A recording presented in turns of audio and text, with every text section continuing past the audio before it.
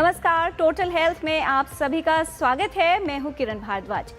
Cancer ये एक ऐसा शब्द है कि जो भी सुनता है वो डर में आ जाता है और उसको ये एहसास होने लगता है कि उसकी जो जान है, उसकी जो जिंदगी है, मानो हाथों से फिसल रही है।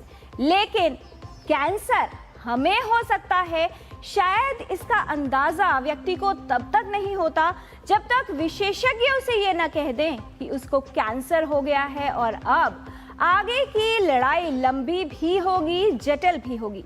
कई तरह के कैंसर्स की संभावना हमारे जीवन शैली के बदलते हुए कारकों के कारण बढ़ गई है और उनमें से एक बड़ा नाम है स्तन कैंसर, जो महिलाओं के स्वास्थ्य के लिए बड़े खतरे के रूप में हमारे सामने है। स्तन कैंसर कई कारकों की वजह से होता है और उसमें से बहुत से कारक हमारे जीवन शैली से संबंधित हैं। कौन से हैं वो कारक, ये विशेषज्ञों से जानेंगे। साथ ही ये भी समझेंगे कि स्तन कैंसर के लिए इलाज के क्या विकल्प हैं, कैसे इसके खतरे को कम किया जा सकता है। स्तन कैंसर हमारे जीवन के लिए एक बड़ा खतरा है और इस खतरे की पहचान करनी जरूरी है, क्योंकि आंखें बंद कर लेने से खतरा खत्म नहीं हो जाता और अपने सेहत को लेकर सतर्कता और जानकारी ही वो उपाय है जिससे न सिर्फ रोगों से बचाव किया जा सकता है, बल्कि अगर कोई रोग हो जाता है तो उसकी पहचान भी जल्द हो सकती है और उसका सही इलाज है। ब्रेस्ट कैंसर यानी स्तन के कैंसर के इलाज के लिए न्यू मोडालिटीज हमारे सामने हैं। कई नई तकनीकें हैं, नई विधियां हैं जिनका प्रयोग किया जा रहा है। आज हम टोटल हेल्थ में विस्तार से बात करेंगे स्तन कैंसर यानी ब्रेस्ट कैंसर के खतरे के बारे में। जब ब्रेस्ट कैंसर का नाम आता है तो बहुत से लोग हैं जिनके मन में कई प्रश्न उठते हैं। स्तन कैंसर, क्या स्तन में होने वाली हर गांठ कैंसर होती है? ये समझने की आवश्यकता है। स्तन में जब भी कोई गांठ होती है तो महिलाएं अक्सर डर जाती हैं और उनको ये चिंता होने लगती है कि कहीं ये कैंसर तो नहीं है। स्तन में कौन सी गांठ है जिसे लेकर आपको सतर्क रहना है, ये आपको विशेषज्ञ बताएंगे और साथ ही ये भी समझाएंगे कि स्तन में होने वाली हर गांठ का मतलब स्तन कैंसर नहीं होता। क्या सिर्फ महिलाएं ही स्तन कैंसर से प्रभावित हो सकती हैं? क्या सिर्फ महिलाओं में ही इसका खतरा होता है? ये भी हम विशेषज्ञों से जानेंगे, क्योंकि बहुत सारी महिलाएं ये सोचकर डर जाती हैं कि स्तन कैंसर शायद सिर्फ उन्हें ही हो सकता है, या पुरुष ये समझते हैं कि स्तन कैंसर उन्हें नहीं होगा। क्या स्तन कैंसर आनुवंशिक यानी सिर्फ जेनेटिक होता है और क्या सिर्फ वृद्ध महिलाओं में ही हो सकता है? बहुत सी महिलाएं जो कम उम्र की होती हैं, अनभिज्ञ रहती हैं, लापरवाह हो जाती हैं और ये सोचती हैं कि शायद उनको स्तन कैंसर का खतरा नहीं है। सच्चाई क्या है ये विशेषज्ञ आपको बताएंगे। स्तन कैंसर की बात आती है तो BRCA1 और BRCA2 जीन्स का जिक्र होता है। BRCA1 और BRCA2 जीन स्तन कैंसर से क्या संबंध रखते हैं, यानी अगर ये जीन पॉजिटिव है तो इससे क्या अंतर पड़ता है, ये हम विशेषज्ञों से जानेंगे और साथ ही ये समझेंगे कि फैमिलियल कोरिलेशन इसके साथ क्या होता है। जब बात आती है स्तन कैंसर के खतरे को कम करने की तो बहुत से उपाय बताए जाते हैं, लेकिन क्या शिशु को स्तनपान यानी ब्रेस्ट फीडिंग कराने से स्तन कैंसर का खतरा कम होता है? ये विशेषज्ञों से समझेंगे और वो कौन से उपाय हैं जिससे आप अपने आप को सुरक्षित कर सकती हैं, यानी स्तन कैंसर के खतरे को या इसकी संभावना को कम किया जा सकता है। बहुत महत्वपूर्ण है, क्योंकि यदि जीवन शैली में परिवर्तन होते हैं तो आप सुरक्षित हो सकते हैं या खतरे को कम कर सकते हैं। क्या तनाव और स्तन कैंसर में कोई संबंध है, यानी अगर आप बहुत ज़्यादा तनावग्रस्त रहते हैं तो क्या इससे स्तन कैंसर होने की संभावना बढ़ जाती है? तनाव से किस प्रकार का प्रभाव होता है ये समझने की आवश्यकता है। बहुत सी जीवन शैली से संबंधित बीमारियां हैं जिनको न सिर्फ तनाव ट्रिगर कर रहा है बल्कि उसके खतरे को भी बढ़ा रहा है। स्तन कैंसर के साथ तनाव का क्या संबंध है ये हम आपको बताएंगे। साथ ही ये भी जानेंगे कि स्तन कैंसर के विकास में एस्ट्रोजन और प्रोजेस्टेरोन हार्मोन किस तरह से भूमिका निभाते हैं। ये दो हार्मोन्स यदि शरीर में इनका स्तर ज़्यादा होता है या कम होता है तो स्तन कैंसर की जो संभावना है उसको किस तरह से ये प्रभावित करते हैं। बहुत से लोग हैं जो हार्मोनल थेरेपीज पे भी जाते हैं या हार्मोनल फ्लक्चुएशंस बहुत होते हैं। उम्र के साथ शरीर में कई तरह के हार्मोनल बदलाव होते हैं। ऐसे में एस्ट्रोजन और प्रोजेस्टेरॉन लेवल किस तरह से प्रभावित करते हैं, ये आपको बताएंगे। साथ ही HER2 पॉजिटिव और ट्रिपल नेगेटिव क्या अर्थ है इन दोनों का, और स्तन कैंसर से ये किस तरह से जुड़े हुए हैं, ये विशेषज्ञों से समझेंगे। HER2 पॉजिटिव क्या होता है, ट्रिपल नेगेटिव अगर बताया जाता है तो इसका क्या अर्थ है, और स्तन कैंसर के संदर्भ में इसे किस तरह से समझा जा सकता है। क्या हर वो व्यक्ति जिसको स्तन कैंसर है उसमें इन दोनों टर्म्स की कोई भूमिका होती है। क्या हर रोगी में मास्टेक्टमी करना यानी स्तन को निकाल देना अनिवार्य होता है, या इसके अलावा इलाज के क्या विकल्प हैं। विशेषज्ञ अक्सर कहते हैं कि रोगी जितनी जल्दी उनके पास आए उतना ही अच्छा होगा। क्या अगर रोगी जल्दी विशेषज्ञ के पास जाता है तो उसके स्तन को बचाया जा सकता है। इसके अलावा इलाज के लिए कई तरह की विधियां आई हैं। टारगेटेड थेरेपी, इम्यूनोथेरेपी जैसी नई तकनीकों से इलाज कितना बेहतर हुआ है, इससे रोगी की गुणवत्ता यानी उसकी क्वालिटी ऑफ लाइफ में कितना सुधार होता है, और इस इलाज के जो परिणाम हैं वो कितने बेहतर हो गए हैं। इलाज की वजह से होने वाले जो साइड इफ़ेक्ट्स है क्या उनको कम किया जा सकता है, क्या रोगी की क्वालिटी ऑफ लाइफ को बेहतर किया जा सकता है। रेडिएशन के लिए ये माना जाता है कि स्तन कैंसर के खतरे को बढ़ाता है और कई तरह के कैंसर्स के खतरे को बढ़ाता है। तो फिर क्यों इसके इलाज में रेडियोथेरेपी दी जाती है, यानी खतरा का कारक तो है ही लेकिन इलाज में भी रेडियोथेरेपी का उपयोग किया जाता है। इसके पीछे क्या है विशेषज्ञ आपको बताएंगे। साथ ही हम ये भी समझेंगे विशेषज्ञों से कि क्या HER2 पॉजिटिव कैंसर के लिए जो ट्रीटमेंट अप्रोच है वो अलग होती है, विशेष होती है। अगर कोई HER2 पॉजिटिव है, क्या उस व्यक्ति का या उस रोगी का इलाज अलग तरीके से किया जाएगा, प्लानिंग और अप्रोच क्या डिफरेंट रखी जाती है। जब बात आती है स्तन कैंसर की पहचान की तो ब्रेस्ट सेल्फ एग्जामिनेशन का विशेष महत्व माना जाता है। कब करनी चाहिए स्वयं जांच अपने स्तनों की और किस तरह से किया जाना चाहिए, ये भी हम विशेषज्ञों से समझेंगे। और सबसे महत्वपूर्ण बात कि जब स्तन कैंसर के खतरे की बात होती है तो क्या इस खतरे को समय से पहले पहचान कर अपना बचाव करना संभव है। इन तमाम बातों पर विस्तार से होगी आज बात टोटल हेल्थ के इस कार्यक्रम में। जानकारी की शुरुआत करते हैं एक रिपोर्ट से और ये समझ लेते हैं कि कौन से वो कारक हैं जो हमारे स्वास्थ्य को प्रभावित करते हैं और खतरा बढ़ा देते हैं स्तन कैंसर होने का।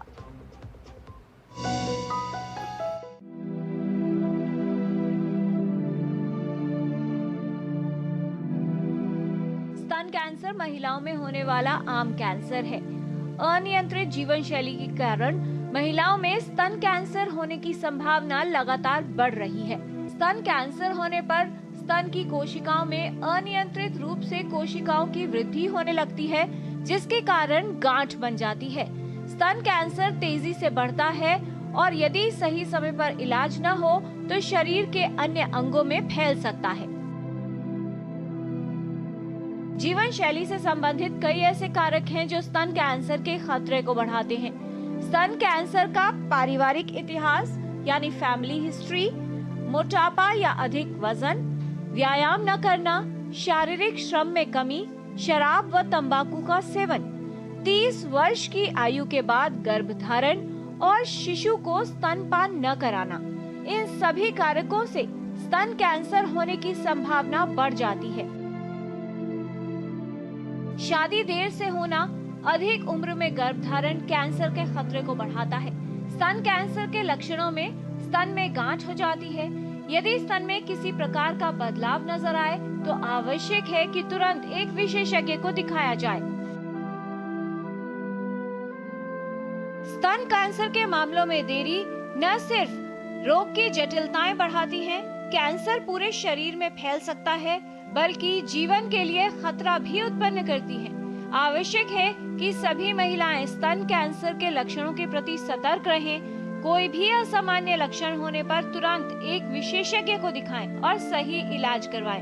स्तन कैंसर का जल्द इलाज करने से रोगी के ठीक होने की संभावना बढ़ जाती है और जटिलताओं को भी काफी हद तक नियंत्रित रखा जा सकता है।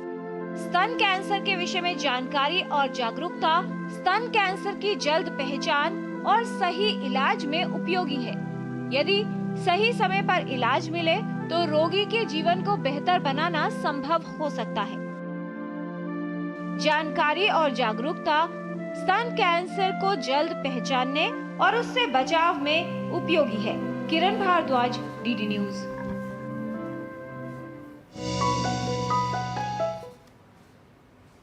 हमें खतरे का अंदाजा है लेकिन हमारे घर में दरवाजा नहीं है। तुम्हें खतरे का अंदाजा नहीं है पर तुम्हारे घर में दरवाजा है। खतरे का अंदाजा यानी खतरे को लेकर सतर्क होना एक बड़ी भूमिका निभाता है खतरे को पहचानने में, उससे बचाव में। जब हमारे स्वास्थ्य की बात आती है तो ये जागरूकता, ये सतर्कता न सिर्फ रोगों से बचाव में उपयोगी है, लेकिन अगर कोई स्वास्थ्य समस्या हो रही है तो उसे जल्द पहचान कर उसका सही और उपयोगी इलाज भी करवाया जा सकता है। आज हम टोटल हेल्थ में स्तन कैंसर के विषय में बात कर रहे हैं। किस तरह से इसकी पहचान होती है, कौन से होते हैं वो रेड फ्लैग्स या वार्निंग साइंस जो अगर हैं तो आपको सतर्क हो जाना है। साथ ही जीवन शैली से संबंधित कौन से ऐसे कारक हैं जिन पर हमें ध्यान देने की आवश्यकता है, स्वयं को कैसे सुरक्षित किया जा सकता है और स्तन कैंसर के खतरे को कैसे कम किया जा सकता है, इलाज के लिए नई विधियां कौन सी हैं, ऐसी तमाम बातों पर विस्तार से बात होगी आज टोटल हेल्थ में। इस विषय पर बात करने के लिए हमारे साथ उपस्थित है विशेषज्ञों का खास पैनल। उनसे आपका परिचय करा दें। हमारे साथ आज स्टूडियो में उपस्थित हैं doctor Ajay Gogia, professor, department of medical oncology, doctor BRA institute, rotary cancer Hospital, All India Institute of Medical Sciences, New Delhi. With over 25 years of working and teaching experience, he specialized in all variants of breast cancer, non-Hodgkin's lymphoma, chronic lymphatic leukemias, Hodgkin's lymphoma, and multiple myelomas. He is internationally trained in Europe, USA, UK, Canada through multiple fellowships and honored overships. बहुत स्वागत है doctor Gogia आपका। बहुत वर्षों से doctor Gogia काम कर रहे हैं ना सिर्फ उन पेशेंट्स के लिए जो कैंसर से ग्रस्त हैं और इलाज कर रहे हैं, पैलिएटिव केयर में भी इनका विशेष योगदान है। आज हमारे साथ स्टूडियो में हैं doctor Jyoti Sharma, associate professor, department of surgical oncology, Jhajjar, all India institute of medical sciences, new Delhi. Her expertise are breast oncology, GI oncology, sarcomas, and she has been the section editor in Indian Journals of Surgical Oncology, clinical expert, ICMR research projects, over 50 publications in peer-reviewed national and international journals, co-authored multiple chapters in the book on breast cancer. बहुत स्वागत है doctor Jyoti Sharma. किस तरह से radiotherapy का प्रभाव होता है और इलाज कैसे बेहतर बनाया जा रहा है, इस पर बात करने के लिए हमारे साथ उपस्थित हैं doctor Kapil Suri, professor, clinical oncology and farmer medical superintendent, Safdarjung hospital, with expertise in radiation oncology, also serving for medical oncology with over 40 years of experience and glorified career. बहुत स्वागत है डॉक्टर कपिल सूरी आपका। स्तन कैंसर महिलाओं के स्वास्थ्य के लिए एक बड़ा खतरा है और इसके लिए सभी को जागरूकता की आवश्यकता है, क्योंकि महिलाओं के स्वास्थ्य की बात न सिर्फ महिलाओं की जिम्मेदारी है बल्कि पूरे परिवार की और समाज की भी जिम्मेदारी है। स्तन कैंसर के विषय में जागरूकता बढ़ाने के लिए आज का कार्यक्रम रखा गया है। इस विषय से संबंधित कोई भी प्रश्न अगर आप पूछना चाहते हैं तो आप हमारे इन 2 नंबर्स पर कॉल कर सकते हैं। 011 है दिल्ली का STD कोड जो आपको लगाना है, नंबर है 23097648 एंड 23097671। आप अपने प्रश्न ईमेल भी कर सकते हैं ddnewstotalhealth@gmail.com पर। आइए जानकारी की शुरुआत करते हैं और समझ लेते हैं कि खतरा कितना बड़ा है और इसमें सतर्कता की आवश्यकता कितनी है। डॉक्टर अजय गोगिया, सबसे पहले आपसे समझना चाहेंगे, भारत के परिप्रेक्ष्य में बात की जाए, कई तरह के कैंसर्स बढ़ रहे हैं और उनमें एक बड़ा नाम आता है स्तन कैंसर का। महिलाओं के लिए कितना बड़ा खतरा है और क्यों सभी में जागरूकता की आवश्यकता है? क्वेश्चन बहुत इंपॉर्टेंट है क्योंकि अभी ब्रेस्ट कैंसर इंडिया में मोस्ट कॉमन कैंसर है among all mails and female. Both sexes में ब्रेस्ट कैंसर सबसे कॉमन है अगर टोटल नंबर ऑफ केसेस देखे जाएं, और इस टाइम ये 2025 में around 30% of the all cancers हैं जो इंडिया में देखे जाते हैं। तो इनिशियली 10 इयर्स बैक ये 21% थे, बट राइट नाउ 2025 के जो डेटा हैं उस पर ये 30% है। और एज एडजस्टेड रेट देखा जाए तो 20 साल पहले ये 20 पर 100,000 पॉपुलेशन थी, बट इस राइट नाउ इज़ 28 पर 1000 पॉपुलेशन। तो इन बिटवीन 20 इयर्स ये रैपिड ग्रो कर रहा है because of some reasons, but definitely breast cancer most common cancer है और इसकी जागरूकता एक हर इंडियन कंटेंट, चाहे वो रूरल हो अर्बन हो, उसमें जागरूकता होनी चाहिए, क्योंकि ये एक्सपेक्टेड है every 11th women in the breast cancer, every women in the India out of 11 1 is suffering from breast cancer in their all future of around 75 years of age. जी, तो चिंताजनक बात है जब विशेषज्ञ ये बता रहे हैं कि आने वाले वर्षों में जो आंकड़े हैं वो बढ़ रहे हैं। क्या जागरूकता भी उसी दर से बढ़ रही है? डॉक्टर कपिल, क्या बदलाव देख रहे हैं पिछले कुछ वर्षों में? एक खतरे का बढ़ता हुआ स्तर और महिलाओं की जो टेंडेंसी होती है कि हर काम तो अच्छी तरह से किया जाता है, लेकिन जब अपने स्वास्थ्य की बात आती है जो प्रायोरिटी लिस्ट में ही नहीं देखा जाता, यानी बहुत से महत्वपूर्ण काम याद आते हैं पर अपनी तरफ ध्यान नहीं जाता है। स्तन कैंसर जिस दर से बढ़ रहा है, क्या महिलाओं में और उनके परिवारों में भी जागरूकता का स्तर उस तरह से बढ़ता देखते हैं आप? बिल्कुल किरण जी, जैसे कि डॉक्टर गोगिया ने बताया कि आज की डेट में 1 out of every 11 woman gets breast cancer in our life time. It's quite a high incidence.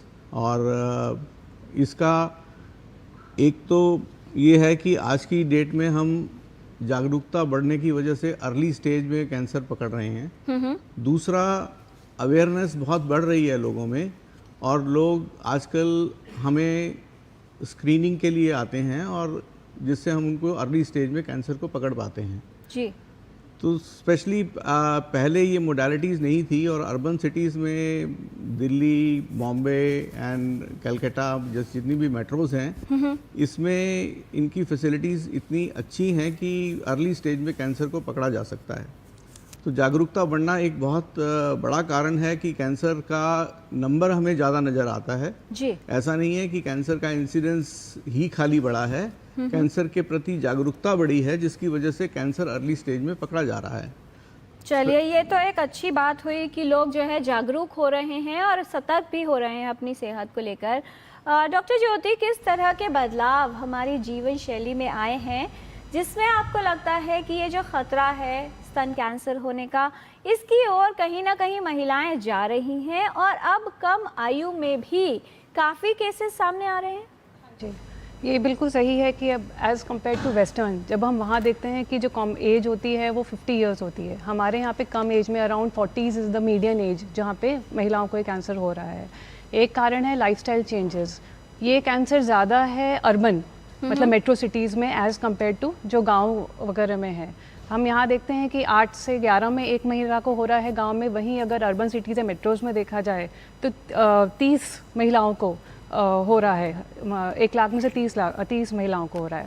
Reason एक lifestyle changes, westernised diet, obesity, exercise कम होना, देन अगेन जैसे आपने बताया breast feeding, delayed breast feeding, delayed first child birth, तो ये कुछ कारण हैं। उसके अलावा स्मोकिंग, अल्कोहल, ये भी कारण है जो मेट्रो सिटीज़ में ज़्यादा हैं as compare to the villages. So इस कारण ये सब जो लाइफस्टाइल चेंजेस हो रहे हैं, ये जंक फूड जो ओबेसिटी इंक्रीज़ कर रहा है, ज़्यादा काम नहीं करना, उनके कारण ये इसमें रिस्क में काफ़ी बढ़ोतरी आई है जी। और जैसा आपने कहा कि आजकल शादी भी देर से होती है क्योंकि पढ़ाई चलती है और उसके बाद आगे करियर सेटल करने के लिए भी महिलाओं को समय चाहिए होता है। डॉक्टर गोगिया, ये तो वो फैक्टर्स हुए जो हमारे लाइफस्टाइल से रिलेटेड हैं। कुछ ऐसे मॉडिफाइबल या नॉन मॉडिफाइबल फैक्टर्स बताना चाहेंगे जो फैमिली की तरफ से आते हैं?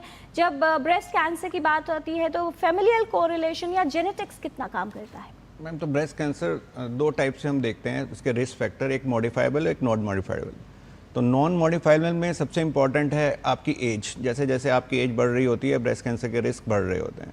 सेकंड है सेक्स। फीमेल जो सेक्स है वो इंडिपेंडेंट रिस्क फैक्टर है फॉर ब्रेस्ट कैंसर का, तो एज और सेक्स को तो हम चेंज ही नहीं कर सकते, तो ये नॉन मॉडिफाइबल हो गया। बाकी तो थर्ड मोस्ट कॉमन है वो genetics. Usually 10 to 15% of all breast cancer genetic होते हैं, आनुवंशिक होते हैं। और अगर ये ट्रिपल नेगेटिव एक अलग टाइप का ब्रेस्ट कैंसर होता है जिसमें ER, PR और HER2 नेगेटिव होते हैं, उसमें ये 20 to 25% होता है जो जेनेटिक रिस्क के साथ होता है। तो ये चीज़ें तो वो हो गई जो नॉन मॉडिफाइबल हैं। एक मॉडिफाइबल रिस्क फैक्टर्स होते हैं जो डॉक्टर ज्योति ने मेंशन किया है, जी। लाइक लाइफस्टाइल से रिलेटेड रहते हैं, जैसे ओबेसिटी, अल्कोहल, स्मोकिंग, ये मोस्ट कॉमन फैक्टर हैं along with the all the risk factor related to lifestyle, pollution. बहुत सारे रिस्क फैक्टर हैं जो हम इस पे मॉडिफाइबल रिस्क फैक्टर है जिस पे हम वर्क करके उसको थोड़ा बेटर कर सकते हैं। लाइक एक्सरसाइज, डाइट, अपना सीडेंटरी लाइफस्टाइल को अवॉइड करना, तो ये सारी चीज़ें हैं। और डेफिनेटली आनुवांशिक जो जैसे मैंने बताया in between the tune of 10 to 20% ये आनुवांशिक रहते हैं जो हम चेंज नहीं कर सकते क्योंकि वो हमारे मदर फादर से आते हैं यूजुअली। जी, लेकिन बहुत से ऐसे कारक हैं जो हमारी जीवन शैली से संबंधित हैं जिनमें बदलाव किया जाए तो ब्रेस्ट कैंसर होने के खतरे को कम किया जा सकता है, इसकी संभावना को कम किया जा सकता है। इसके आगे की बात करेंगे विशेषज्ञों से और समझेंगे लक्षण क्या होते हैं और इलाज के क्या विकल्प हैं, साथ ही ये भी कि कैसे की जाती है ब्रेस्ट कैंसर की पहचान यानी डायग्नोसिस। ये सब एक छोटे से ब्रेक के बाद। आप कहीं मत जाइएगा, देखते रहिए टोटल हेल्थ। कौन है जो जोड़े देश को? विकसित भारत का विकसित भारत।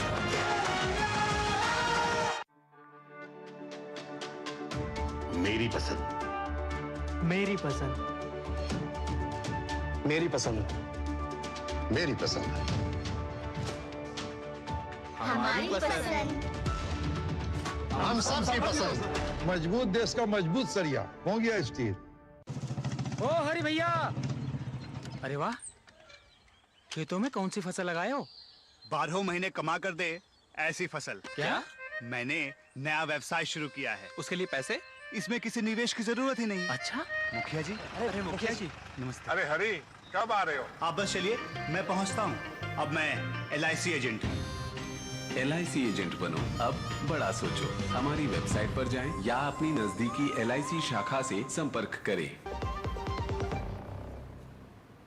ब्रेक के बाद टोटल हेल्थ में आपका स्वागत है। आज हम बात कर रहे हैं स्तन कैंसर के खतरे के बारे में और विशेषज्ञ आपको बता रहे हैं इस खतरे को कम करने के उपाय।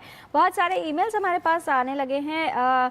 सतीश जी का एक ईमेल है डॉक्टर कपिल, वो ये जानना चाह रहे हैं कि जब फैमिलियल कोरिलेशन की बात होती है, बहुत से ऐसे फैमिलीज़ हैं, उनके अंकल की फैमिली में वो ये कह रहे हैं कि प्रोस्टेट कैंसर के पेशेंट्स रहे हैं, तो क्या उस फैमिली की महिलाओं को ब्रेस्ट कैंसर की संभावना अधिक होगी? कितना खतरा बढ़ जाता है जो हम फैमिलियल कोरिलेशन की बात कर रहे थे?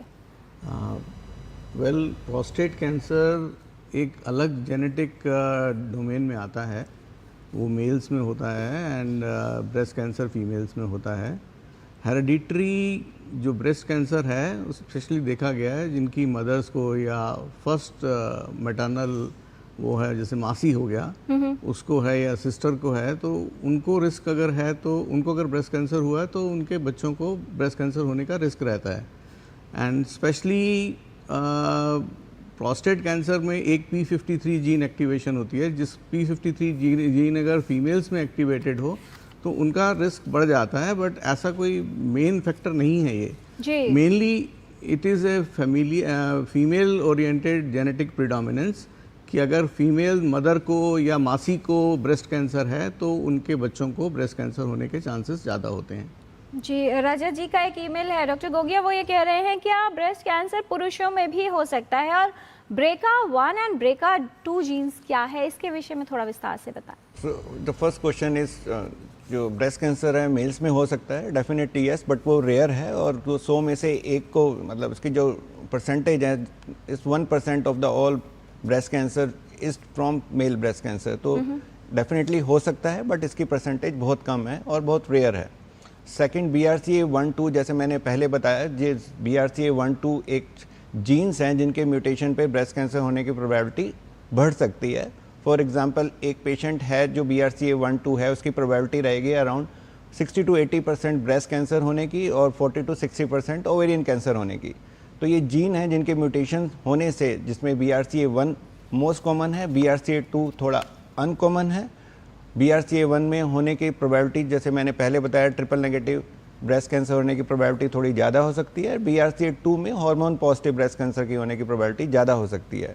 सो BRCA1 is associated more breast cancer around tune of 60 to 80%, and BRCA2 is more towards the ovarian cancer in the tune of 20 to 40%.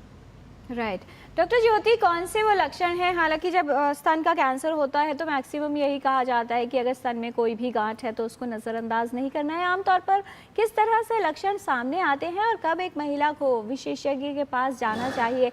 ये हम वो बात कर रहे हैं जो हाई रिस्क में चाहे आती हैं या नहीं आती हैं। स्तन की जाँच कब से शुरू करें और कौन से लक्षण हैं जिनको लेकर सतर्क रहना ज़रूरी है? जो स्तन कैंसर का मोस्ट कॉमन जो सिम्टम है, जो लक्षण है, वो है गांठ। इसमें दर्द नहीं होता है। मोस्टली जो महिलाएं सोचती हैं कि अगर इसमें दर्द नहीं है तो ये कैंसर नहीं होगा, तो ये बहुत बड़ी ये जो धारणा है बहुत बड़ी मतलब गलत धारणा है। मोस्टली जो ब्रेस्ट कैंसर होता है वो एक पेनलेस लंप होता है, मतलब बिना पेन का, बिना दर्द की गांठ चालू होती है। ये पहले हम उसको नज़रअंदाज जब हम कर देते हैं तो गांठ बड़ी होती रहती है, तो शुरुआत में कोई सिम्टम नहीं करेगी केवल गांठ के अलावा। अगर ये निपल के आसपास में है तो ये हम इसमें निपल में खून भी आ सकता है, वो एक अलग है सिम्टम है। अगर गांठ बढ़ जाती है तो फिर स्किन के चेंजेस आने लगते हैं जो कि लेट होते हैं, स्टेज 3 या स्टेज 4 में आते हैं वो। तो फर्स्ट सिम्टम जब मैं बोलूँगी वही है कि एक गांठ है जिसमें महिला को दिखाना चाहिए। अगर ये गांठ 2 हफ्ते या 3 हफ्ते से ज़्यादा रहती है और एक उम्र की होती है, अगर यही गांठ है 20 से 30 साल के अंदर, तो शायद ये कैंसर ना हो। जो बाकी बिनाइन डिजीज़ जो हम बोलते हैं, फाइब्रोएडेनोमास वगैरह, कॉमन होती हैं। लेकिन अगर ये गांठ हो रही है 30 से 40 के बीच में, या ये गांठ बनी हुई है, हार्ड है, जो जा नहीं रही है, तो वो और 2 से 3 हफ्ते तक है, तो उस गांठ को ज़रूर विशेषज्ञ को दिखाना चाहिए। जी, इससे जुड़ा एक प्रश्न भी था, दीपिका जी का सवाल था, ये पूछ रही थी कि जो रिप्रोडक्टिव एज ग्रुप की महिलाएं हैं, स्पेशली अगर ब्रेस्ट फीडिंग कराते समय जो है कई बार स्तनों में गांठ बन जाती है और फिर वो खुद ही जो है डिसॉल्व हो जाती है, ऐसे में क्या संभावना हो सकती है कि कैंसर की गांठ हो और कहीं मिस हो जाए? क्या करना चाहिए अगर गांठ लग रही है तो विशेषज्ञ से ही जांच करवा ली जाए? क्योंकि कई बार इन्होंने देखा है कि गांठें बनती हैं, चाहे वो हार्मोनल चेंज की वजह से हो या दूसरे कारक। हाँ जी, बिल्कुल। ये क्वेश्चन बहुत ही रेलेवेंट है, क्योंकि जब ड्यूरिंग प्रेगनेंसी और लैक्टेशन, मतलब जब महिलाएं या तो प्रेग्नेंट होती हैं या दूध पिला रही होती हैं, तभी ये गांठें हो सकती हैं और उस टाइम ये गांठें ओवरसी हो जाती हैं, हम देख नहीं पाते हैं। क्योंकि दूध की गांठें भी होती हैं, लेकिन एज इन्होंने जैसे बताया वो कम हो जाती हैं, वो पेनफुल होती हैं यूजुअली जो उससे होती हैं, और जो स्तनपान कराने में दिक्कत हो सकती है। लेकिन उसी टाइम अगर ये जो कैंसर की गांठें हैं वो हार्ड होती हैं, ये जाएंगी नहीं समय के साथ में कि 1 या 2 हफ्ते में ये चली जाएं, दर्द इनमें कम होगा और इनको डेफिनेटली क्लिनिशियन को दिखाना चाहिए। जी, फिलहाल एक कॉलर हैं दिल्ली से हमारे साथ, राजेश सहगल जी हैं फोन लाइन पर। राजेश जी, स्वागत आपका, पूछिए सवाल। जी नमस्कार। नमस्कार। मेरा सवाल ये है डॉक्टर साहब के सबसे पैनल से कि अगर ब्रेस्ट कैंसर डिटेक्ट होता है जी, तो स्टेप बाय स्टेप उसका क्या प्रोसीजर है? कीमोथेरेपी पहले होती है या ऑपरेशन पहले होता है? और एक और बात है कि मेरी बहन को भी ब्रेस्ट कैंसर था, तो काफी लोग डरते हैं ऑपरेशन कराने से, इसलिए वो इधर उधर दूसरी थेरेपी, आयुर्वेद वगैरह या कई और चीजों में विश्वास करते हैं, जिससे लेट हो जाते हैं। तो क्या एलोपैथी में ही कैंसर का इलाज है या किसी दूसरी पत्ती में भी है? ये मेरे 2 सवाल। बहुत रेलेवेंट, बहुत महत्वपूर्ण सवाल है राजेश जी, बहुत धन्यवाद सवाल पूछने के लिए। हमारा कार्यक्रम देखते रहिए, विस्तार से हम इन सभी बातों पर डिस्कशन करेंगे। डॉक्टर कपिल, जो पहला इनका सवाल है कि डायग्नोसिस की प्रक्रिया के बाद इलाज, लेकिन उससे पहले ये समझ लेते हैं कि दरअसल डायग्नोसिस बनता कैसे है। जब भी कोई एक पेशेंट इस तरह के लक्षण लेकर आप जैसे विशेषज्ञों के पास पहुंचते हैं, किस आधार पर निर्धारित किया जाता है कि ये जो है गांठ ये कैंसरस है और ब्रेस्ट कैंसर व्यक्ति को या महिला को हो गया है? सबसे पहले जब हमारे पास एक पेशेंट ब्रेस्ट में गिठान लेके आता है तो हमें उसकी बायोप्सी करनी होती है। बायोप्सी हम एक FNAC से भी कर सकते हैं और एक true cut biopsy, core biopsy भी कर सकते हैं। बायोप्सी की डायग्नोस्टिक प्रक्रिया में FNAC बहुत यूज़फुल है क्योंकि उसकी रिपोर्ट बहुत जल्दी आ जाती है, पर हमें ट्रीटमेंट करने के लिए कोर बायोप्सी चाहिए होती है। कोर बायोप्सी हमें बताती है कि ब्रेस्ट कैंसर की टाइप क्या है। ब्रेस्ट कैंसर की कोई एक टाइप नहीं होती, इसकी मल्टीपल टाइप्स होती हैं। इसको हम luminal A, luminal B, HER2 enriched and triple negative 4 major categories में डिवाइड करते हैं। और ये बेस करता है कि उनके जो इम्यूनोहिस्टो जो स्पेशल टेस्टिंग होती है उसकी कोर बायोप्सी की, उसकी क्या रिपोर्ट है, और उसके बेसिस के ऊपर ब्रेस्ट की ट्रीटमेंट एक मल्टी मोडालिटी ट्रीटमेंट होती है। यानी कि इसमें कीमोथेरेपी का भी रोल है, रेडियोथेरेपी का भी रोल है, सर्जरी का भी रोल है। सर्जरी और रेडियोथेरेपी ये दोनों लोकल फॉर्म ऑफ ट्रीटमेंट हैं, यानी कि लोको रीजनल, ब्रेस्ट और ब्रेस्ट के आसपास की बगल की गिठाने। और जो chemotherapy, hormone therapy, targeted therapy, immunotherapy, ये सिस्टमिक फॉर्म ऑफ ट्रीटमेंट है जो कि पूरे शरीर पे एक्ट करती है। और ब्रेस्ट कैंसर में ये देखा गया, शुरू में जब इलाज शुरू हुए थे तो समझा जाता था कि ब्रेस्ट खाली एक लोकल डिजीज़ है, बट पाया गया कि ब्रेस्ट के पेशेंट यूजुअली सिस्टमिक डिजीज़ से मरते हैं। यानी कि ब्रेस्ट कैंसर जब फैल के हमारे जिस्म के डिफरेंट हिस्सों में चला जाता है, लंग्स में चला जाता है, लिवर में चला जाता है, बोन्स में चला जाता है, ब्रेन में चला जाता है, वो मौत का कारण बनता है। तो इसलिए इम्पॉर्टेंट क्या है कि पेशेंट की जान बचाई जाए, पेशेंट को डिजीज़ से क्योर किया जाए। इसलिए जिस कंडीशन में हमें सिस्टमिक मतलब डिजीज़ का जिस्म में फैलने की टेंडेंसी ज़्यादा है, तो हम सिस्टमिक ट्रीटमेंट पहले करते हैं। यानी कि हम कीमोथेरेपी पहले करते हैं। अगर सपोज़ करिए ल्यूमिनल बी है या HER2 एनरिच्ड है या ट्रिपल नेगेटिव है, इसमें कीमोथेरेपी पहले की जाती है। और अगर ल्यूमिनल ए है और अर्ली स्टेज है तो हम उसमें सर्जरी करते हैं पहले, और उसके बाद हार्मोन थेरेपी पे जोर दिया जाता है। सो इट ऑल डिपेंड्स कि ब्रेस्ट का कौन सी टाइप का ब्रेस्ट कैंसर है, जो ये डिसाइड करता है कि इसका ट्रीटमेंट किस टाइप से किया जाएगा, पहले सर्जरी से किया जाएगा या पहले कीमोथेरेपी से किया जाएगा। जी, और ये विशेषज्ञ ही निर्धारित करेंगे जो आपके टाइप ऑफ डिजीज़ है उसको देखकर। और staging, doctor Ajay Gogia, staging किस तरह से की जाती है और क्यों हम ये एम्फेसाइज करते हैं कि जितना जल्दी हो सके जो पेशेंट है वो विशेषज्ञ तक पहुंचे। मेटास्टेसिस की जब बात आती है, क्या अवस्था है ये, और किस तरह से आप स्टेजिंग करके ये निर्धारित करते हैं कि अब पेशेंट को कौन सी मोडालिटी में पहले भेजा जाए, कौन सी विधि का प्रयोग पहले किया जाए? यूजली जो ब्रेस्ट कैंसर की स्टेजिंग क्लिनिकली ही होती है, जिसमें हमें देखना होता है ट्यूमर साइज़ कितना है, जो लंप का या जो गांठ का साइज़ कितना है। अगर 2 सेंटीमीटर से कम होता है तो वो स्टेज 1 होता है, 5 सेंटीमीटर तक होता है और बगल में गांठ होती है, एक गांठ होती है तो स्टेज 2 होता है। अगर में बगल में गांठ एकदम फिक्स हो जाती है और tumour size more than 5 centimetre होता है तो वो स्टेज 3 होती है। और कैंसर पूरी बॉडी में फैला होता है along with the bone, lung, brain, तो वो स्टेज 4 होता है। तो स्टेजिंग बहुत इंपॉर्टेंट है क्योंकि सारी मॉडलिटी उसी पे ही डिसाइड होती है कि ट्रीटमेंट क्या करना है। जैसे सर ने बताया, अगर हार्मोन पॉजिटिव ब्रेस्ट कैंसर है और अर्ली स्टेज है तो उसमें सीधा सर्जरी पहले करनी है, उसके बाद हार्मोन ट्रीटमेंट से करना है। ऐसे कुछ केसेस में कीमोथेरेपी को बचाया भी जा सकता है। बट स्टेज 2 ऑनवर्ड सबसे पहले हमें कीमो ही थेरेपी देनी है, चाहे वो ट्रिपल नेगेटिव ब्रेस्ट कैंसर हो, चाहे वो HER2 पॉजिटिव ब्रेस्ट कैंसर हो या हार्मोन पॉजिटिव ब्रेस्ट कैंसर हो।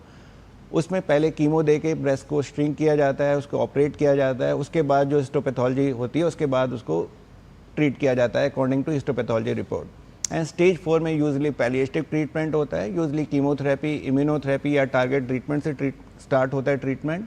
और हार्मोन अगर पॉजिटिव होता है तो टैबलेट से होता है। तो डिपेंडिंग ऑन द स्टेज सारा ट्रीटमेंट उसी से डिसाइड होता है। तो हमारे ब्रेस्ट कैंसर ट्रीटमेंट में हमें 2 चीज़ें सबसे इंपॉर्टेंट होती है, स्टेज और हिस्टोपैथोलॉजी। किस टाइप का ट्यूमर है, ER-PR पॉजिटिव ट्यूमर है, ट्रिपल नेगेटिव ट्यूमर है, HER2 एनरिच्ड ट्यूमर है।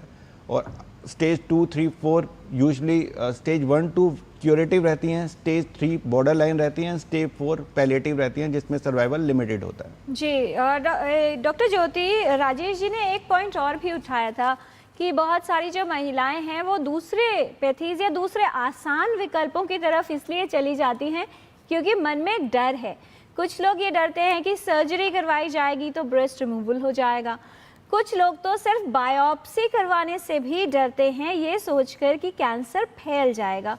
क्या समझाना चाहेंगे विशेषज्ञ के तौर पर, बायोप्सी की इम्पोर्टेंस कितनी है और सर्जरी आजकल जिस तरीके से की जाती है उसमें दोनों ही बातें, एक पेशेंट अर्ली स्टेज में अगर आप तक पहुंचे क्या लाभ होंगे, ब्रेस्ट क्योंकि एक नारी के अस्तित्व का एक भाग है और उसको लेकर बहुत ज़्यादा जो है हीन भावना भी महिलाओं में आ जाती है। कितना महत्व होगा अगर जल्द और सही इलाज मिल सकता है महिला को? तो ये बहुत ही अच्छा क्वेश्चन उन्होंने किया है, बिकॉज अभी भी हमारे पास बहुत सारी महिलाएं आती हैं जो चाहती ही नहीं, महिलाएं ही नहीं, उनके रिलेटिव्स भी ये कहते हैं कि बायोप्सी कराएंगे तो बीमारी फैल जाएगी।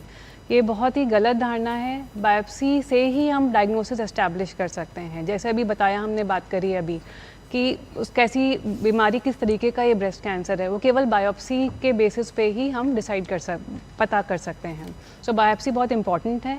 ब्रेस्ट कैंसर में बायोप्सी करने से बीमारी नहीं फैलती, ये प्रूवन है, और इसी के आगे बायोप्सी के बाद में ही हम आगे बढ़ते हैं ट्रीटमेंट के लिए। सेकेंड क्वेश्चन कि आपका सर्जरी, जो महिलाएं डरती हैं कि अगर दिखा दिया हमने तो सर्जरी पूरा ब्रेस्ट निकालना पड़ेगा। इसमें है इंपॉर्टेंट स्टेज। अगर आप स्टेज 1, 2 या फिर अब तो स्टेज 3 में भी, जो जैसे हम बोलते हैं ना स्टेज 3A, जहाँ पे बीमारी 5 सेंटीमीटर से बड़ी गांठ है लेकिन वो ब्रेस्ट तक सीमित है और स्किन में नहीं फैली है, इन केसेस में स्टेज 1 से लेकर 3 तक हम ज़रूरी नहीं है कि पूरी ब्रेस्ट को निकाला जाए। यहाँ पे हम गांठ को निकाल के और ब्रेस्ट को बचा सकते हैं और अच्छा कॉस्मेसिस महिलाओं को दे सकते हैं। ये बहुत पुरानी स्टडीज़ हो चुकी हैं अब से 20 साल पहले, जिसमें कोई अब डिबेट नहीं रही कि अगर पूरी ब्रेस्ट निकाली जाए या केवल गांठ निकाल के रेडियोथेरेपी दी जाए तो वापस आने का खतरा लगभग सेम है। तो इसीलिए हम अब महिलाओं को अभी ऑफ़र करते हैं कि अगर आप सही टाइम पे दिखाएंगे, सही स्टेज पे दिखाएंगे हमको, तो हम उनके ब्रेस्ट बचा सकते हैं। केवल गांठ निकाल के रेडिएशन के बाद में भी हम उनको क्योर दे सकते हैं। जी, ब्रेस्ट कंजर्वेशन का जिक्र तो आता है, लेकिन ब्रेस्ट रिकंस्ट्रक्शन, उसके ऊपर कितना जोर देते हैं? क्योंकि कॉस्मेटिकली बेहतर दिखना जो पेशेंट है उसके आत्मबल को बहुत ज़्यादा लिफ्ट करता है, वो कि महिला कैसी दिख रही है, उसके ऊपर किस तरह से काम किया जाता है और उसके लिए क्या नई टेक्नोलॉजीज़ का प्रयोग कर रहे हैं? एब्सोल्युटली।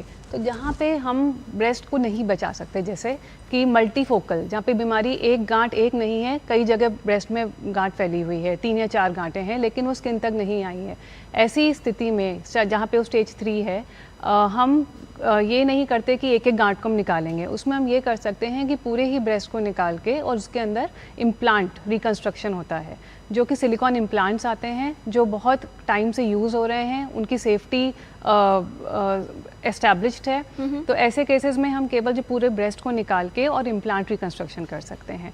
अगर इम्प्लांट रिकंस्ट्रक्शन भी नहीं है तो पेशेंट के खुद के टिश्यूज़ को, बॉडी टिश्यूज़ को लेके जो फ्लैप्स होते हैं, उनको बोलते हैं लोको रीजनल फ्लैप्स, बहुत कॉमन है वो। प्लास्टिक सर्जरी, बेसिकली एक प्लास्टिक सर्जरी और जो ऑन्कोलॉजी, दोनों को मिला के हम ऑपरेशन कर सकते हैं और महिलाओं को अच्छा कॉस्मेसिस ऑफर कर सकते हैं पूरा ब्रेस्ट निकालने के बाद में भी। जी, ये यूजुअली, हाँ जी। डॉक्टर अजय गोगिया, अगर एडवांसमेंट्स की बात की जाए, इम्यूनोथेरेपी किस तरह से हेल्प करती है और कौन सी दूसरी विधियों का आप लोग प्रयोग कर रहे हैं जिससे जो आउटकम है वो बेटर हो रहा है? और एक जो साइड इफ़ेक्ट्स की बात होती थी, क्योंकि ज़्यादातर पेशेंट्स जो है साइड इफ़ेक्ट्स को लेकर बहुत डरते हैं, क्या अब कीमोथेरेपी की बात की जाए, इम्यूनोथेरेपी की बात की जाए, तो वो साइड इफ़ेक्ट्स जो हैं न सिर्फ उनकी संभावना कम हो सकती है बल्कि काफ़ी हद तक मैनेज भी हो जाते हैं? जो रिसेंट जितने भी एडवांसमेंट है ब्रेस्ट कैंसर के, बहुत ज़्यादा उसमें सर्वाइवल बेनिफिट आया। फॉर एग्जांपल, अगर हम स्टेप बाय स्टेप बात करें, suppose triple negative breast cancer की बात करें, जो इंडिया में अराउंड 30% है और बहुत कॉमन है, उसमें सबसे ज़्यादा रिलैप्स भी होते हैं, बीमारी आने की चांसेस सबसे ज़्यादा ट्रिपल नेगेटिव ब्रेस्ट कैंसर में होती है। तो उसमें सबसे ज़्यादा एडवांसमेंट है immunotherapy. Immunotherapy triple negative breast cancer में, early locally advance breast cancer में भी आ चुकी है और मेटास्टेटिक जो कैंसर फैला है उसमें भी आ चुकी है, और उसमें बहुत अच्छा उसके सर्वाइवल आउटकम है विदाउट एनी साइड इफ़ेक्ट। अगर HER2 पॉजिटिव ब्रेस्ट कैंसर की बात करें तो अब बहुत सारी जो टारगेट थेरेपी हैं, पहले तो ट्रास्टुज़ुमैब एक सिंगल टारगेट थेरेपी होती थी, आजकल पर्टुज़ुमैब एक दूसरी टारगेट थेरेपी है जिसका न्यू एडजुवेंट कीमोथेरेपी, मतलब सर्जरी से पहले कीमोथेरेपी में बहुत अच्छा रोल है। और देखा गया है उसकी वजह से अगर हम सर्जरी करते हैं उसके बाद तो उसमें ट्यूमर बचता ही नहीं है 60% केसेस में। और आज HER2 पॉजिटिव जब कैंसर फैला होता है तो अभी बहुत अच्छी दवाई है, ये पहले बाहर के देशों में अवेलेबल थी बट इंडिया में भी अवेलेबल है, जिसको एंटीबॉडी ड्रग कंजुगेट्स बोलते हैं, वो आजकल इंडिया में अवेलेबल हो गई हैं। उसका जो ट्रीटमेंट है मेटास्टेटिक में बहुत अच्छा है और उस पर बहुत अच्छे रिजल्ट्स भी आए हैं। सेम ऐसी हार्मोन पॉजिटिव डिजीज़ है, उसमें बहुत अच्छा एडवांसमेंट हुआ है कि ओरल सर्ड करके एक टैबलेट्स होती हैं जिसमें एस्ट्रोजन रिसेप्टर डिग्रेटर होते हैं, उसमें अगर आप नेक्स्ट NGS से उसको पता लगा लें तो उसके बहुत अच्छे रिजल्ट्स हैं। एक PIK3 इनिबिटर आ गया हार्मोन पॉजिटिव ब्रेस्ट कैंसर में, जो अराउंड 20-40% केसेस में पॉजिटिव होता है मेटास्टेटिक कैंसर में, जब बीमारी बिल्कुल भी रिस्पॉन्ड नहीं कर रही होती, तो उसमें PIK3 इनिबिटर देके उसको भी बहुत अच्छा रिस्पॉन्स किया जा सकता है। और रिलेटेड टू जेनेटिक जो हम टेस्ट कराते रहते हैं या जेनेटिक टेस्ट के बारे में इतना ज़्यादा हम प्रोवोक करते रहते हैं, अगर BRCA1-2 जीन म्यूटेशन है या और भी म्यूटेशन है जैसे PALB2, उसके लिए PARP इनिबिटर ग्रुप की ड्रग आ गई है, उसमें बहुत अच्छा ट्रीटमेंट आउटकम है इन जेनेटिक अगर म्यूटेशन पॉजिटिव ब्रेस्ट कैंसर में, और वो बहुत मेटास्टेटिक और पैलिएटिव सेटिंग में भी और एडजुवेंट जो सर्जरी के बाद देते हैं उसमें भी बहुत अच्छा बेनिफिट है। जी, इससे संबंधित एक प्रश्न भी है जोया जी को, वो भी आपसे फिर जानेंगे, लेकिन इससे पहले देवेंद्र रावत है हमारे साथ फोन लाइन पर, मध्य प्रदेश से कॉल कर रहे हैं। बहुत स्वागत रावत जी, पूछिए सवाल। सर, जो मेरी को ब्रेन एक फोड़ा है बहुत 10 साल पहले से, ना तो वो दर्द करता है ना कुछ है, लेकिन वो फोड़ा टाइप का है। कहाँ है? स्तन के आसपास है, ब्रेस्ट एरिया में है? हाँ, स्तन में है जी। डॉक्टर कपिल, 10 वर्ष हो गए हैं, गांठ अगर वो है तो बढ़ नहीं रही है, क्या चिंता की बात होगी? देखिए, अगर 10 वर्ष से ये गिठान है तो ये अनलाइकली होगा कि ये कैंसर होगा, बट इनको उस गिठान की बायोप्सी जरूर करानी चाहिए, बिकॉज कई बार स्लो ग्रोइंग ट्यूमर्स हमें मिल जाते हैं जिनका इलाज जो आज की डेट में तो स्लो ग्रो कर रहे हैं, बट कभी भी उनका एकदम ग्रोथ में एक्सेलरेशन आ सकती है। तो इसलिए आप सबसे पहले तो अपनी जांच किसी चिकित्सक से कराइए जो उसकी बायोप्सी कराइए। जी, तो सतर्क रहने के लिए प्रश्न पूछना ज़रूरी है, और प्रश्न पूछकर जो समाधान आपको मिलते हैं उनका पालन करना बहुत ज़रूरी है। टोटल हेल्थ में हम आपको समाधान भी बता रहे हैं कि किस तरह से ब्रेस्ट कैंसर का इलाज किया जा सकता है, सबसे बढ़कर इस खतरे को कम कैसे किया जा सकता है। कुछ और जानकारी लेंगे विशेषज्ञों से एक छोटे से ब्रेक के बाद। आप देखते रहिए DD न्यूज़, हम जल्द लौटते हैं। मैं हूं देश का दिल, देश की धड़कन, गौरवशाली परंपरा, समृद्ध संस्कृति, अप्रतिम प्राकृतिक संपदा को सहेजे हुए स्थापना की 70वीं सीढ़ी पर सशक्त सक्षम नेतृत्व के साथ डॉक्टर मोहन यादव का अभ्युदय मध्य प्रदेश, अतुल्य मध्य प्रदेश। जन कल्याण के प्रगति पथ पर विकास के नित नए सोपान गढ़ते अलौकिकता से जगमग मध्य प्रदेश के स्थापना दिवस पर दिखेगी 1 से 3 नवंबर तक प्रदेश की समृद्ध संस्कृति की झलक, जिसमें ड्रोन शो, विश्व बंद, जुबिन नौटियाल, हंसराज रघुवंशी और स्नेहा शंकर की सांगीतिक प्रस्तुतियां एवं सम्राट विक्रमादित्य महानाट्य मंचन के साथ आकर्षक प्रदर्शनियों के आयोजन शामिल हैं। आइए हमारे अपने मध्य प्रदेश के 70वें स्थापना दिवस को धूमधाम से मनाएं। मेरा मध्य प्रदेश है। जब धरती चीर कर निकलता है लोहे का पत्थर और मिलता है मोंगिया के जोश से, फिर तपता है, पिघलता है और बनता है फौलाद। अब होता है सरिया सारी खूबियों के साथ। मोंगिया स्टील, मजबूत देश का मजबूत सरिया। Work from home, high salary, बस एक क्लिक में। अरे वाह! अनजान लिंक्स पर क्लिक मत कीजिए। RBI कहता है, जानकार बनिए, सतर्क रहिए। ब्रेक के बाद टोटल हेल्थ में आपका स्वागत है। स्तन कैंसर कितना बड़ा खतरा है स्वास्थ्य के लिए, ये विशेषज्ञ हमें बता रहे हैं। और जैसा विशेषज्ञों ने कहा कि समस्या कोई भी हो, जल्द से जल्द उसकी पहचान होना आवश्यक है, और ये तभी संभव हो सकता है जब हम सतर्क हों। ब्रेस्ट सेल्फ एग्जामिनेशन एक महत्वपूर्ण कदम सिद्ध हो सकता है। स्तन में हो रही गांठ को पहचानने के लिए, स्तन में हो रहे बदलावों को पहचानने के लिए और विशेषज्ञ तक पहुंचने के लिए किस तरह से प्रक्रिया होनी चाहिए, आइए देख लेते हैं इस पर एक रिपोर्ट।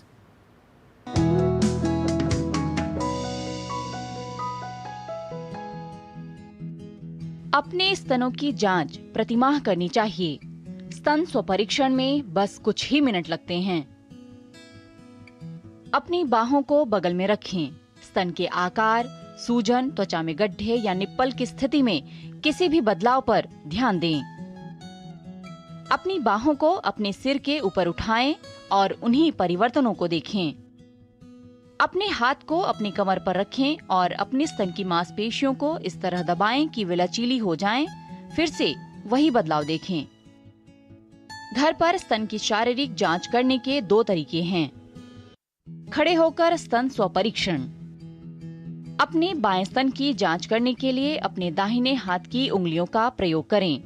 फिर बाएं हाथ की उंगलियों से दाएं स्तन की जांच करें। अपनी 3 मध्यमा उंगलियों से एक स्तन के हर हिस्से पर दबाव डालें। पहले हल्का दबाव डालें, फिर मध्यम और फिर जोर से। किसी भी गांठ, मोटे धब्बे या अन्य बदलाव को महसूस करें। गोलाकार पैटर्न में घूमें ताकि आपके स्तन का हर क्षेत्र ढक जाए। अपनी बगल के सबसे नजदीकी टिश्यू को दबाएं। अपने निप्पल को देखें और डिस्चार्ज की जांच के लिए अपने निप्पल को दबाएं। दूसरी ओर भी यही चरण दोहराएं। लेटकर स्तन स्वपरीक्षण। लेटकर स्तन स्वपरीक्षण करने तल हो जाते हैं। इससे बदलाव को महसूस करना आसान हो जाता है, खासकर बड़े स्तनों में। अपने दाहिने कंधे के नीचे तकिया रखकर लेट जाएं। अपना दाहिना हाथ अपने सिर के पीछे रखें। अपने बाएं हाथ की मध्यमा उंगलियों से अपने दाहिने स्तन के सभी हिस्सों की जांच करें। हल्का, मध्यम और दृढ़ दबाव डालें। अपने बगल के नीचे और अपने एरियोला के आसपास के सभी हिस्सों की जांच करें। डिस्चार्ज की जांच के लिए अपने निप्पल को धीरे से दबाएं। करवट बदलें और विपरीत हाथ और स्तन से भी यही प्रक्रिया दोहराएं।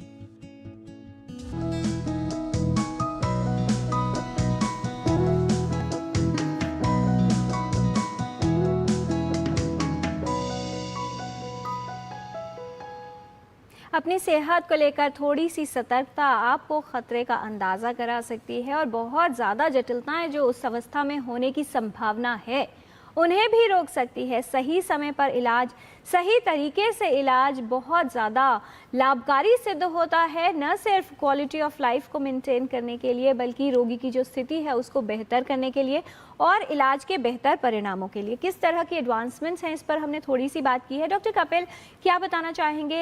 रेडियोथेरेपी की जब बात आती है इसमें 2 बातें, बहुत से लोग हैं जिनके मन में ये सवाल आता है कि रेडिएशन हम कहते हैं हमेशा की कैंसर्स के खतरे को बढ़ाती है, फिर जब कैंसर के ट्रीटमेंट की बात आती है तो रेडियोथेरेपी दी जाती है। दोनों ही बातें बता दें कि किस तरह से उपयोगी है ट्रीटमेंट में।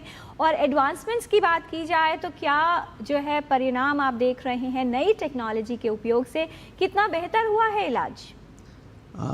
जैसे कि आपने कहा कि रेडिएशन कैंसर के खतरे को बढ़ाती है, ये बिल्कुल सच है। जैसे एटम बॉम्ब सर्वाइवर्स जो हैं उनके अंदर ब्रेस्ट कैंसर का इंसिडेंस ज़्यादा है। इनफैक्ट जो लोग बचपन में जिनको रेडिएशन दी जाती है, अननेसेसरी रेडिएशन दी जाती है, जैसे पहले ट्यूबरक्लोसिस के लिए स्कैन किए जाते थे चेस्ट के, आजकल लोग बहुत सारे जांच और स्कैन खुद ही करवा लेते हैं। स्कैन करवाते हैं लोग अननेसेसरी, तो उन सबसे रेडिएशन टू ब्रेस्ट एक इम्पॉर्टेंट रिस्क फैक्टर है जो कि फ्यूचर में ये it doesn't develop in a day और 2, it takes 10 to 15 years to develop. तो रेडिएशन अननेसेसरी बॉडी में रिसीव करना एक रिस्क फैक्टर बन जाता है ब्रेस्ट कैंसर के लिए। तो इसलिए अननेसेसरी रेडिएशन वाली जांच ना कराएं। रेडिएशन दूसरी तरफ कैंसर के इलाज में भी प्रभावी है। कैंसर का इलाज भी रेडिएशन से होता है, ये भी बात सच है, क्योंकि जब हम कैंसर के कीटाणुओं को मारना है तो उसके लिए रेडिएशन सबसे ज़्यादा लाभकारी तरीका है। राइट। अब पुराने ज़माने में जब हम रेडिएशन देते थे तो हमें रेडिएशन की ट्रीटमेंट बहुत लंबी होती थी, हम 5 हफ्ते की ट्रीटमेंट होती थी। आज की डेट में सेम रिजल्ट्स हमें शॉर्टर ड्यूरेशन ऑफ ट्रीटमेंट में मिल जाते हैं। हम 3 हफ्ते की ट्रीटमेंट में भी सेम रिजल्ट्स पा लेते हैं। इसके अलावा जब हम पहले रेडिएशन दिया करते थे तो हार्ट और लंग्स के ऊपर जब हम ब्रेस्ट में रेडिएशन देते थे तो अननेसेसरी डोज जाती थी, जो आज की लेटेस्ट टेक्नोलॉजी से हम हार्ट और लंग को रेडिएशन अवॉइड कर देते हैं। आज की टेक्निक में हम जो अब कन्फॉर्मल रेडिएशन देते हैं, IMRT देते हैं, IGRT देते हैं, विद ब्रेथ होल्डिंग टेक्निक देते हैं जिसमें डीप इंस्पिरेशन में ही रेडिएशन डिलीवर होती है। तो रेडिएशन हार्ट को और लंग्स को नहीं जाती जिससे radiation complications to heart and lung are avoided. जी, और ये रोगियों के लिए बहुत अच्छी खबर है, क्योंकि जो लोग इलाज नहीं करवाते थे या दूसरी पैथीज में चले जाते थे आसान विकल्पों की तरफ, उनका एक लॉजिक या एक रीज़न ये भी होता था कि जो रेडिएशन है उसके साइड इफ़ेक्ट्स इतने ज़्यादा हैं। तो अब इन नई तकनीकों से न सिर्फ वो बेटर मैनेज हो रहे हैं, बल्कि साइड इफ़ेक्ट्स की जो संभावना है वो भी कम हो रही है। आज टोटल हेल्थ में हम ब्रेस्ट कैंसर के विषय में बात कर रहे हैं। विशेषज्ञों का खास पैनल हमारे साथ, डॉक्टर कपिल हमारे साथ हैं, doctor Kapil Suri, doctor Jyoti Sharma, doctor Ajay Gogia. विशेषज्ञों से कुछ और जानकारी लेते हैं रैपिड फायर क्वेश्चंस राउंड के माध्यम से। छोटे सवाल और बहुत छोटे जवाब। पहला सवाल डॉक्टर कपिल आपसे कि स्तन कैंसर बहुत रेयर है, इसलिए महिलाओं को बिल्कुल चिंता नहीं होनी चाहिए। बिल्कुल गलत। डॉक्टर ज्योति, क्या सिर्फ वृद्ध महिलाओं में ही इसका खतरा होता है? नहीं, ये यंग में ज़्यादा कॉमन है, इंडिया में स्पेशली। डॉक्टर गोगिया, हर गांठ जो स्तन में हो और वो कैंसरस हो उसमें बहुत अधिक दर्द होगा तो पहले ही पहचान हो जाएगी? यूजली ब्रेस्ट कैंसर पेनलेस होते हैं। ब्रेस्ट में अगर कोई गांठ में दर्द होता है तो बिनाइन कॉजेज ज़्यादा होते हैं। जी। डॉक्टर कपिल, क्या हर कैंसर जो स्तन में हो रहा है वो लंप यानी गांठ के साथ ही प्रेजेंट करता है? जी नहीं, कई बार डिस्चार्ज के साथ भी प्रेजेंट करते हैं पेशेंट। डॉक्टर ज्योति, अगर जो है फैमिली हिस्ट्री यानी जेनेटिक्स पॉजिटिव आती है तो क्या अपने स्तनों को रिमूव करवाना एक अच्छा उपाय है बचाव के लिए? यस, ये एक तरीका है, और भी तरीके हैं, बट इससे हम 90 to 95% जो कैंसर होने के रिस्क को कम कर सकते हैं। जी। एक जोया जी का प्रश्न था डॉक्टर अजय गोगिया, हम चाह रहे हैं उसको भी रैपिड फायर में शामिल कर लें कि आजकल जीनोम सीक्वेंसिंग की बात होती है, तो क्या अगर रिस्क पता चल जाता है यानी फैमिली में रिस्क है तो क्या जीन्स को म्यूटेट करके उस खतरे को कम किया जा सकता है? अभी तक जीन थेरेपी या जीन म्यूटेशन थेरेपी अभी तक बहुत ज़्यादा सक्सेसफुल नहीं है और वो ट्रायल उसमें ही है, बट अभी कोई लेवल 1 एविडेंस नहीं है। जी।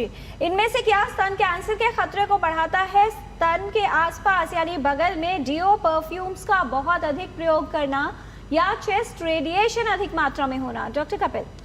चेस्ट रेडिएशन अधिक मात्रा में होना, जैसे अननेसेसरी मैमोग्राफी भी एक रिस्क फैक्टर बन जाता है। मैमोग्राफी भी एक लिमिट में करानी चाहिए, वंस एवरी 2 years और once every 3 years after the age of 40।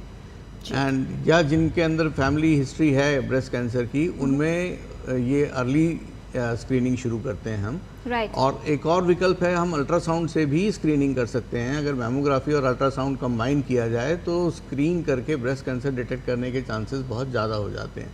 पर अननेसेसरी मैमोग्राफी कराना, बार बार मैमोग्राफी कराना या बार बार सीटी स्कैन चेस्ट के कराना, ये सब रिस्क फैक्टर अवॉइड करने चाहिए। डॉक्टर ज्योति, इनमें से क्या खतरा बढ़ा सकता है स्तन कैंसर का? लेट प्रेगनेंसी यानी देर से गर्भधारण या बहुत सारी प्रेगनेंसीज होना? देर से गर्भधारण। क्या हार्मोन थेरेपी या बर्थ कंट्रोल पिल्स से भी इसकी संभावना बढ़ सकती है? डॉक्टर अजय। जो पहले यूज़ करते थे कंबाइन हार्मोन रिप्लेसमेंट थेरेपी, उससे बढ़ती थी, बट आजकल जितने भी हैं वो सिंगल प्रोजेस्टेरोन ओनली वो हार्मोन है, उससे वो नहीं बढ़ती है। जी। स्तन कैंसर का इलाज होने के बाद फॉलो अप्स कितने महत्वपूर्ण हैं डॉक्टर कपिल? फॉलोअप बहुत महत्वपूर्ण है, क्योंकि जिस पेशेंट को एक बार ब्रेस्ट कैंसर होता है उसको पॉसिबिलिटी ऑफ ब्रेस्ट कैंसर दोबारा होने की बहुत अधिक संभावना होती है, इसलिए फॉलोअप बहुत ज़रूरी है। जिन केसेस में सर्जरी की जाती है उसमें रिकरेंस की संभावना कितनी अधिक होती है और दूसरे जो मोडालिटीज़ हैं उनकी आवश्यकता कितनी महत्वपूर्ण? डॉक्टर ज्योति। सर्जरी, अगर हम सर्जरी प्रॉपर करें तो जो रिस्क होती है वापस आने की 5 से 7% होती है, ये विद इन नेक्स्ट 5 years जो हम प्रेडिक्ट करते हैं। और अगर सॉरी, आपका जो सेकंड क्वेश्चन था, अगर एक बार सर्जरी हो गई तो क्या दूसरी मोडालिटीज़ की संभावना होगी?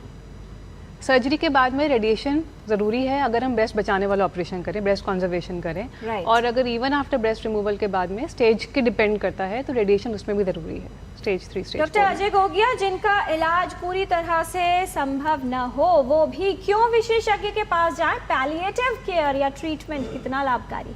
पैलिएटिव केयर जैसे स्टेज 4 होता है उसमें हमेशा संभावना नहीं रहती है कि मोस्ट ऑफ द डॉक्टर्स बोलते हैं 6-8 महीने की लाइफ है। आजकल जितने भी ब्रेस्ट कैंसर हैं, irrespective of stage, of course stage 4, irrespective of hormone profile, उनकी जो संभावना है आजकल बढ़ चुकी है 2 से 5 साल के बीच में। तो जो पहले पैलेशन था कि बस अब कुछ नहीं होना है, वो अब कंडीशन नहीं है because of the recent advancement in medical management of breast cancer.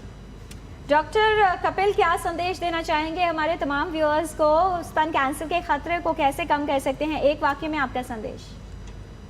यही कहूँगा कि ब्रेस्ट स्क्रीनिंग को इम्पोर्टेंस देनी चाहिए, ब्राका टेस्टिंग को इम्पोर्टेंस देनी चाहिए। जहाँ पे जो लोग एट रिस्क हैं उनको मैमोग्राफी एंड अल्ट्रासाउंड करके अपने आप को स्क्रीन कराना चाहिए। ब्रेस्ट सेल्फ एग्जामिनेशन रेगुलरली करनी चाहिए। स्पेशली 20 इयर्स की एज के बाद हर फीमेल के लिए ये संदेश है कि वो अपने आप को ब्रेस्ट सेल्फ एग्जामिनेशन रेगुलर करती रहे, और अगर कोई शक होता है तो उसको क्लिनिकली उसको एग्जामिन कराना चाहिए। डॉक्टर ज्योति, लाइफस्टाइल और खान पान में बदलाव भी क्या सहायक हो सकता है खतरे को कम करने के लिए? आपका संदेश। बिल्कुल। सो फीमेल्स को एक्टिव रहना चाहिए, फिजिकली एक्टिव। घर में काम करना एक अलग बात होती है, बट अपने एक्सरसाइज को रेगुलर एक्सरसाइज बनाए रखना और अच्छी हेल्दी डाइट लेना, मतलब less of junk food, less of fat and oil.